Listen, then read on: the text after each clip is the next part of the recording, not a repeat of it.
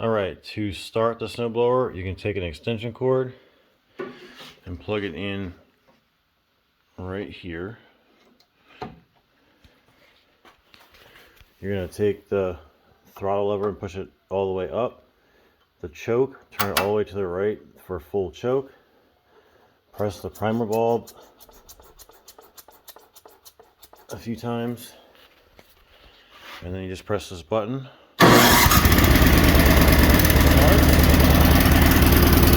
Then you're going to go ahead and turn the choke back.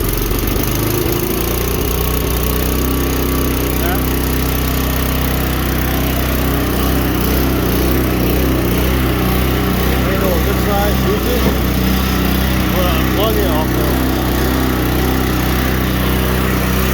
This side.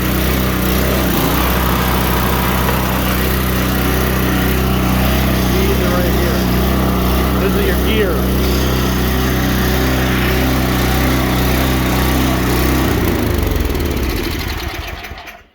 Push it all the way down to turn it off.